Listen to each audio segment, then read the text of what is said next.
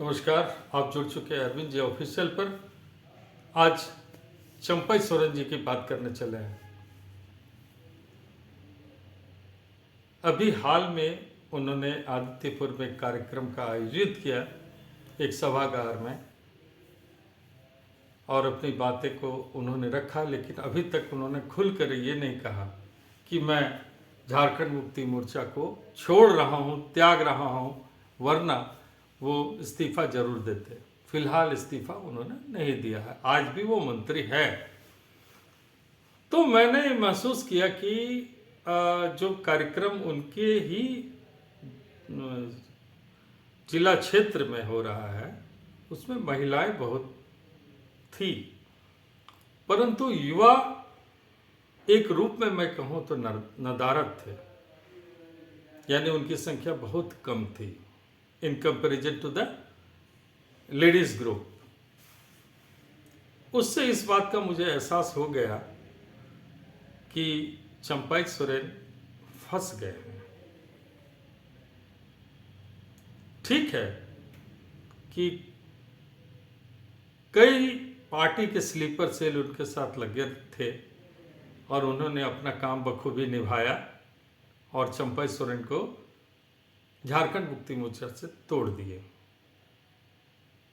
लेकिन आज भी चंपई सोरेन कि मन की बात मैं आपको ये कह सकता हूँ कि उनका दिल और दिमाग आज भी झारखंड मुक्ति मोर्चा के पास है। मैं नहीं जानता कि वो किस ट्रैप में फंस गए हैं या फंसाए गए हैं, जो कि अक्सर बहुत जगह देखी जाती है, देश के कई हिस्सों में भी हुई है। तो मेरा ऐसा मानना है कि आज की स्थिति में चंपई सोरेन बहुत बुरी तरीके से फंस गए हैं और बेहतर तो यही होगा कि वो शायद, मेरा अपना अनुमान है कि अभी भी वक्त है, वो झारखंड मुक्ति मोर्चा में शिबू जी से, हेमंत जी से 1-to-1 बात करें। खैर, ये तो मनोदशा में उनकी बात और दूसरों की बात नहीं कह सकता हूँ, परंतु एक अच्छा रास्ता ये बचा हुआ है कि वो वापस झारखंड मुक्ति मोर्चा में आए। अब मान लीजिए, स्पेकुलेशन, हाइपोथेटिकल क्वेश्चंस हैं कि अब चंपई सोरेन करेंगे क्या। बीजेपी के अंदर खाने बीजेपी के नेता नहीं चाहते हैं कि चंपई सोरेन बीजेपी ज्वाइन करें। यह मैं झारखंड के परिदृश्य पे बात कर रहा हूँ। केंद्रीय नेतृत्व क्या सोच रहा है उसके बारे में वो जाने, परंतु झारखंड मुक्ति मोर्चा के एक बागी विधायक को, या बागी विधायक ही है, तो उनको लेने के लिए यहाँ के नेता जो है आनाकानी कर रहे हैं और हर तरह से रोड़ा अटकाया जा रहा है। तो एक तरह से यह देखा जाए तो उनका पत्ता बीजेपी में उतना सफल नहीं होने वाला है।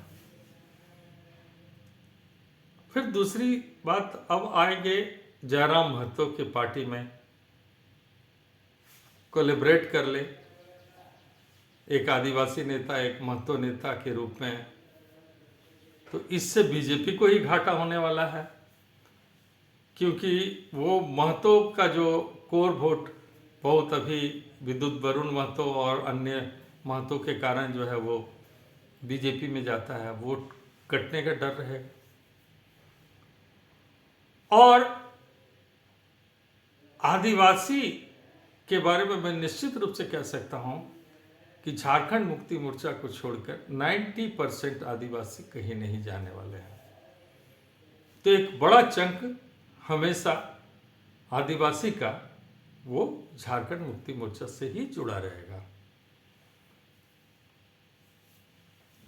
तो जयराम महतो के साथ यदि आते हैं तो बीजेपी को घाटा है।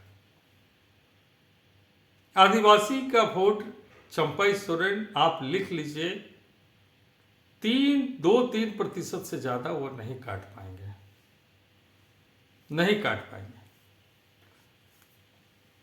तो जयराम महतो को भी कोई फायदा नहीं होने वाला है उनसे। और जयराम महतो अगर इनके साथ एक मजबूती के साथ आएंगे तो बीजेपी को नुकसान है। तो ये भी एक रास्ता खत्म होता दिख रहा है। दूसरा रास्ता बचता है उनका जेडीयू के साथ। तो जेडीयू में अगर वो जाते हैं तो जेडीयू की नज़र कोल्हान पर रहेगी, और मैं दावे के साथ कह रहा हूं कि 2% से 3% वोट वो जेएमएम का, आदिवासियों का नहीं काट पाएंगे। तो आखिर इनके पास रास्ता बचा क्या है?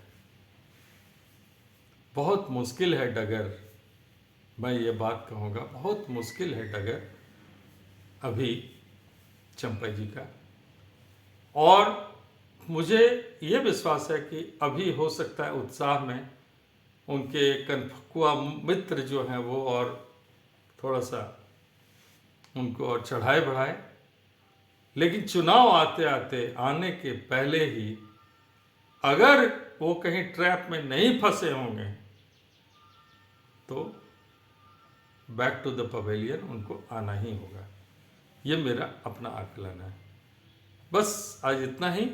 मैं उनका भविष्य का एक अपने हिसाब से आकलन कर रहा हूँ, और आपको कैसा लगा ये मेरा एक छोटा सा विचार वो आप बताएंगे। फिर आगे हम लोग फिर बात करेंगे किसी और सिलसिले में, किसी और